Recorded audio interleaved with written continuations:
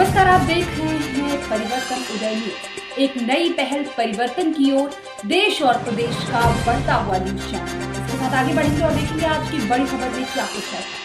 सारे सांसद प्रत्याशी बेकार हैं, पिंटू शानदार हैं। आपको बता दें कि विश्वासों से लबालब 64 लोकसभा सदस्य संसदीय क्षेत्र गोरखपुर से निर्दल सांसद प्रत्याशी एडवोकेट पिंटू साहनी का मानना है कि सभी प्रत्याशियों को जनता नजरअंदाज कर देश की सबसे बड़ी महापंचायत में आगामी 1 जून को विजयी बनाकर संसद भेज रही है।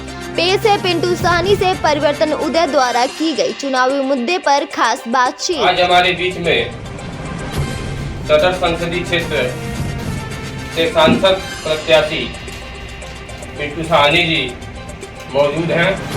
ये पेशे से अधिवक्ता भी हैं और 64 लोकसभा सदर संसदीय क्षेत्र गोरखपुर से निर्दल प्रत्याशी हैं, जिनका चुनाव चिन्ह केसरी है। गोरखपुर संसदीय क्षेत्र में बड़े बड़े दिग्गज भाजपा से भोजपुरी महानायक निवर्तमान सांसद रवि किशन, तो इंडिया गठबंधन से काजल निसार और बसपा से जावेद सिमनानी जैसे तमाम हैसियत इस चुनाव क्षेत्र में है। आप ऐसे लोगों को निर्दल प्रत्याशी होकर कैसे फाइट कर पाएंगे? पहले तो बता दें, बहुत बहुत धन्यवाद। अब रही बात जितने प्रत्याशियों का आपने बात कहा, सभी लोग को कहा जाए तो शेर शेरनियाँ कह सकते हैं, क्योंकि वो पिंजड़े में बंधे हुए हैं, किसी न किसी के पिंजड़े में बंधे हुए हैं।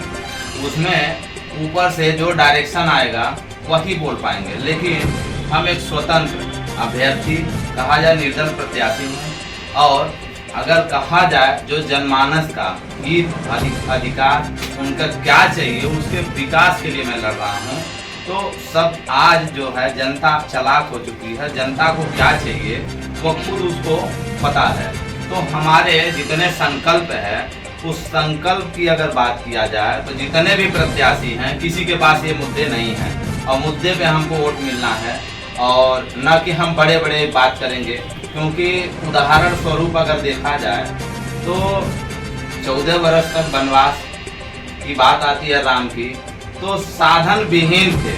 साधन विहीन होने के बाद, यानी कहा जाए तो रावण के पास सर्वस्व सब कुछ था, फिर भी राम को देखा जाता है। तो ये बड़े बड़े लोगों से हमें कोई फर्क नहीं पड़ता है। हम जनता के नौकर हैं और जनता के नौकर होने के साथ साथ उनके हम दुख दर्द सारी चीज़ जान रहे हैं। जिस प्रकार से अगर कहा जाए जो हमारे मुद्दाएं हैं, जैसे शिक्षा, चिकित्सा, रोजगार, और कहा जाए अधिवक्ता हैं, पत्रकार भाई हैं, मजदूर हैं, किसान हैं, सभी के अधिकार के लिए अब हम चुनावी मैदान में हैं। कहा जाए तो धीरे धीरे अगर क्रमशः देखा जाए तो शिक्षा पूर्णतः हम क्या कर रहे हैं, फ्री की बात कर रहे हैं। जो आज देखा जाए तो बहुत महंगाई होती जा रही, 250 की किताबें 6,500 हजार रुपए के बिक रहे हैं। तो हमारी क्या है मुद्दाएं, हमारी जो संकल्प है मैनिफेस्टो में, शिक्षा पूर्णतः मुक्त कराना है, चिकित्सा जो है मुक्त इसलिए कराना है। आज डबल इंजन की सरकार क्या करती है कि आयुष्मान कार्ड लीजिए, आपको 5 लाख के दवा ये मुक्त होता है। यानी आयुष्मान कार्ड लेके जाइए आप, और आपकी समस्या यानी आपकी तबीयत बहुत खराब है, उस समय बैठ के उस हॉस्पिटल पे इंतजार करिए, अंगूठा लगा के, कब जाके वहाँ से फीडबैक मिलेगा तब तक आप मर जाएंगे। यानी जब तक वो एक सुई लगाने के लिए भी फीडबैक की इंतजार किया जाता है। तो ये कैसा मुफ्त की बात। तो हम शिक्षा भी मुक्त कराने की बात के साथ साथ चिकित्सा इसलिए मुक्त की बात कर रहे हैं कि कोई भी व्यक्ति हो अपना आधार या अपना पहचान दे पाए तो उसका पूरी तरह से इलाज मुक्त हो। आप जनता के बीच में शिक्षा, चिकित्सा, स्वास्थ्य को लेकर जा रहे हैं, इसी के आधार पर जनता से आप अपने पक्ष में मतदान करने की अपील कर रहे हैं। इसके अलावा और क्या आप जनता के बीच में रख रहे हैं कि जिससे जनता आपको जो है चुनाव करे? तो इसके अलावा अगर कहा जाए तो जो युवा हैं, युवा के लिए ज़्यादा से ज़्यादा रोजगार की बात हम कर रहे हैं, उपलब्ध कराएंगे।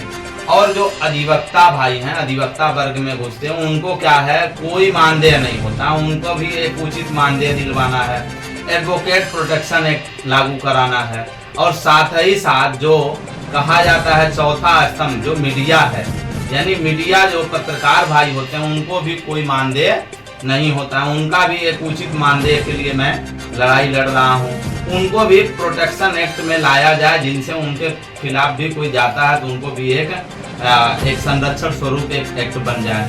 अच्छा, अब बात करते हैं सबसे बड़ी चीजें जो हिंदुस्तान की बात कहा जाए, रीढ़ की हड्डी जो किसान भाई हैं, किसान भाई के लिए खाद्य है, बीज है, ये सिंचाई है, ये सब सारी चीजें मुफ्त के साथ साथ उनको बिजली भी फ्री कराने की बात मैं लेके चल रहा हूँ।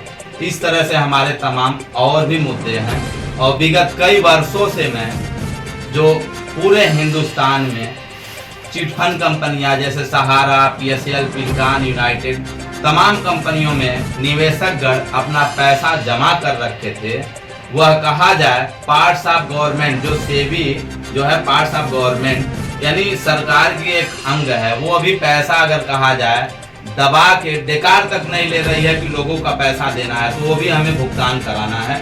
ऐसे हमारे तमाम मुद्दे हैं। इस मुद्दे के साथ मैं मैदान में हूँ, चुनावी मैदान में लोगों के तक मैं पहुँचने का प्रयास कर रहा हूँ, और लोग मुझे आशा उम्मीद के साथ मुझे बुला भी रहे हैं, लोग मुझे सहयोग भी कर रहे हैं। हाँ भाई, इस बार आपको मौका दिया जाएगा।